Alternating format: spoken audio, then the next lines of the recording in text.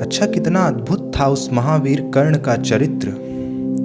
दानवीरता, सहनशीलता एवं धैर्य की प्रतिमूर्ति, मगर उतना ही उपेक्षित कि जब वह भगवान परशुराम से ज्ञानार्जन कर लेता है और उन्हीं के हित के लिए कि उनकी नींद न टूटे, असहनीय पीड़ा को सहन करता रहता है।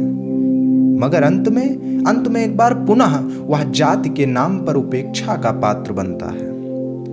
इस सर्ग की कथा इसी पर आधारित है कि किस प्रकार से भगवान परशु कर्ण के असली स्वरूप को जान लेते हैं और ना चाहते हुए भी अंत में वह कर्ण से अपनी ही दी हुई विद्या का हरण कर लेते हैं। तो आइए रश्मिरथी के द्वितीय सर्ग के प्रथम भाग के अंतर्गत जानते हैं गुरु के स्नेह का वर्णन कर्ण के मुख से।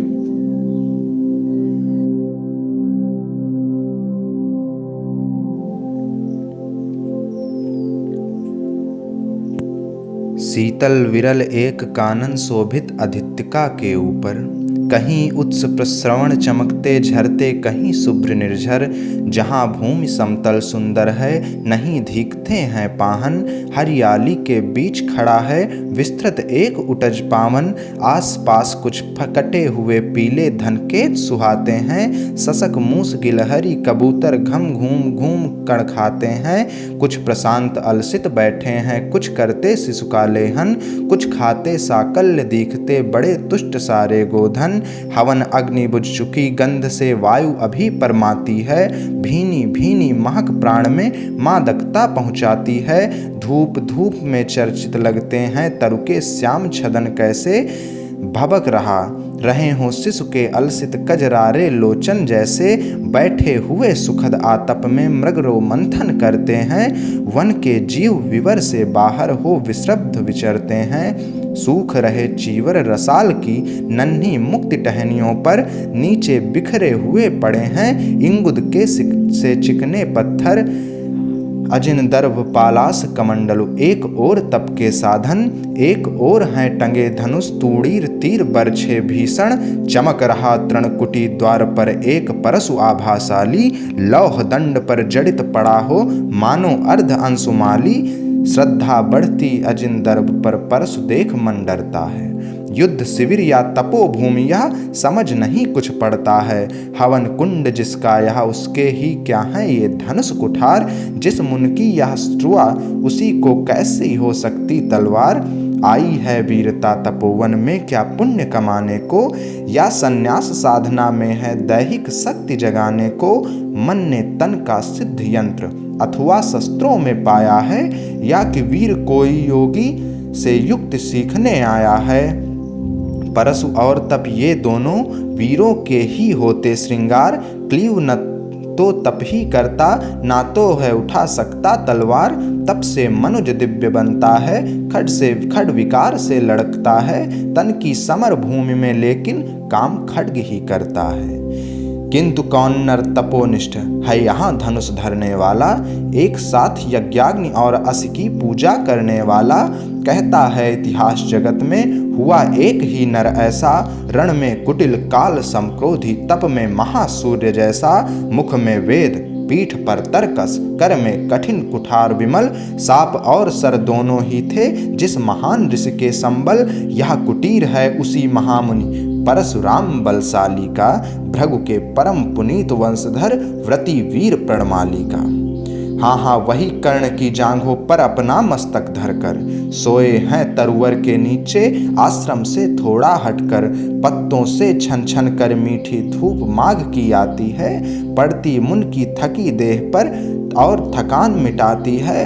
कर्ण मुग्ध हो भक्ति भाव में मग्न हुआ सा जाता है। कभी जटा पर हाथ फेरता, पीठ कभी सहलाता है। चढ़े नहीं चीटियां बदन पर, पड़े नहीं तृणपात कहीं। कर्ण सजग है उचट जाए गुरुवर की कभी नींद कहीं। वृद्ध देह तपशेष कृषकाया, उस पर आयुध संचालन। हाय पड़ा श्रमभार देव पर असमय यह मेरे कारण।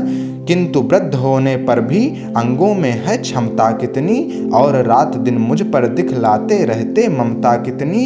कहते हैं ओ वत्स पुष्टिकर भोग न तू यदि खाएगा, मेरे शिक्षण की कठोरता को कैसे सह पाएगा। अनुगामी यदि बना कहीं तू खान मान में भी मेरा, सूख जाएगा लहू बचेगा हड्डी भर ढांचा तेरा। जरा सोच कितनी कठोरता से मैं तुझे चलाता हूँ, और नहीं तो एक पाँव दिन भर में लहू जलाता हूँ। इसकी पूर्ति कहाँ से होगी बना अगर तू सन्यासी, इस प्रकार तो चबा जाएगी तुझे भूख सत्यानाशी। पत्थर सी हो मांसपेशियाँ लोहे से भुजदंड अभय, नस नस में हो लहर आग की तभी जवानी पाती जय। विप्र हुआ तो क्या रखेगा रोक अभी से खाने पर, कर लेना घनघोर तपस्या वह चतुर्थ के आने पर। ब्राह्मण का है धर्म त्याग पर क्या बालक भी त्यागी हो, जन्मा सात शीलोच्छ वृत्ति के क्या वे अनुरागी हों। क्या विचित्र रचना समाज की गिरा ज्ञान ब्राह्मण घर में, मोती बरसा वैश्य वेश में बड़ा खड्ग क्षत्रिय कर में। खड्ग बड़ा उद्धत होता है उद्धत होते हैं राजे, इसीलिए तो सदा बजाते रहते वे रण के बाजे। और करे ज्ञानी ब्राह्मण क्या अस विहीन मन डरता है, राजा देता मान भूप का वह भी आदर करता है। सुनता कौन कहाँ ब्राह्मण की करते सब अपने मन की, डूबो रही सोड़ित में भूको भूपों की लिप्सारण की। और रण भी किस लिए नहीं जग से दुख दैन्य भगाने को, पर शोषक पथ प्रांत मनुज को नहीं धर्म पर लाने को। रण केवल इसलिए कि राजे और सुखी हो मानी हो, और प्रजाएं मिले उन्हें वे और अधिक अभिमानी हों। रण केवल इसलिए कि वे कल्पित अभाव से छूट सकें, बढ़े राज्य की सीमा जिससे अधिक जनों को लूट सकें। रण केवल इसलिए कि सत्ता बड़े नहीं पत्ता डोले, भूपों के विपरीत न कोई कहीं कभी कुछ भी बोले। ज्यों ज्यों मिलती विजय अहम नरपति का बढ़ता जाता है, और जोर से वह समाज के सिर पर चढ़ता जाता है। अब तो है यह हाल कि जो कुछ है वह राजा का बल है, ब्राह्मण खड़ा सामने केवल लिए शंख गंगा जल है। कहाँ तेज ब्राह्मण में अविवेकी राजा को रोक सके, धरे कुपथ पर जभी पांव वह तत्क्षण उसको टोंक सके। और कहे भी तो ब्राह्मण की बात कौन सुन पाता है, यहाँ रोज ब्राह्मण को अपमानित करवाता है। चलती नहीं यहाँ पंडित की चलती नहीं तपस्वी की, जय पुकारती प्रजा रात दिन राजा जय यशस्वी की। सिर था जो सारे समाज का वही अनादर पाता है, जो भी खिलता फूल भुजा के ऊपर चढ़ता जाता है। चारों ओर लोभ की ज्वाला चारों ओर भोग की जय, पाप भार से दबी धसी जा रही धरा पल पल निश्चय। जब तक भोगी भूप प्रजाओं के नेता कहलाएंगे, ज्ञान त्याग तप नहीं श्रेष्ठता का जब तक पद पाएंगे। असन वसन से हीन दीनता में जीवन धरने वाले, सहकर भी अपमान मनुष्यता की चिंता करने वाले। कवि कोविद विज्ञान विशारद कलाकार पंडित ज्ञानी, कनक नहीं कल्पना ज्ञान उज्ज्वल चरित्र के अभिमानी। इन विभूतियों को जब तक संसार नहीं पहचानेगा, राजाओं से अधिक पूज्य जब तक ना इन्हें वह मानेगा, तब तक पड़ी आग में धरती इसी तरह अकुलाएगी। चाहे जो भी करे दुखों से छूट नहीं वह पाएगी, थकी जीभ समझा कर गहरी लगी ठेस अभिलाषा को। भूप समझता नहीं और कुछ छोड़ खड्ग की भाषा को, रोक टोक से नहीं सुनेगा नप समाज अभिकारी है। रोक टोक से नहीं सुनेगा नप समाज अविचारी है, ग्रीवा हर निष्ठुर कुठार का यह मदान्ध अधिकारी है। इसीलिए तो मैं कहता हूँ, अरे ज्ञानियों खड्ग धरो, हर न सका जिसको कोई भी भूखा वह तुम त्रास हरो। रोज कहा करते हैं गुरुवर खड्ग महाभयकारी है, इसे उठाने का जग में हर एक नहीं अधिकारी है। वही उठा सकता है इसको जो कठोर हो कोमल भी, जिसमें हो धीरता वीरता और तपस्या का बल भी। वीर वही है जो कि शत्रु पर जब भी खड्ग उठाता है, मानवता के महागुणों की सत्ता भूल न जाता है। सीमित जो रख सके खड्ग को पास उसी को आने दो, विप्रजात के सिवा किसी को मत तलवार उठाने दो। जब जब मैं सर चाप उठाकर करतब कुछ दिखलाता हूँ, सुनकर आशीर्वाद देव का धन्य धन्य हो जाता हूँ। जियो जियो ऐ वत्स वीर तुमने कैसा यह हमारा है, दहक उठा वन उधर इधर फूटी निर्झर की धारा है। मैं संकित था ब्रह्म वीरता मेरे साथ मरेगी क्या। परशुराम की याद विप्र की जाति न जुगा, धरेगी क्या पाकर तुम्हें, किंतु इस वन में मेरा हृदय हुआ शीतल। तुम अवश्य ढोओगे उसको, मुझ में है जो तेज अनल। जियो जियो ब्राह्मण कुमार, तुम अक्षय कीर्ति कमाओगे। एक बार तुम भी धरती को निछत्री कर जाओगे। निश्चय तुम ब्राह्मण कुम्हार हो, कवच और कुंडलधारी। तप कर सकते और पिता माता किसके इतने भारी। किंतु हाय ब्राह्मण कुमार, सुन प्राण कांपने लगते हैं।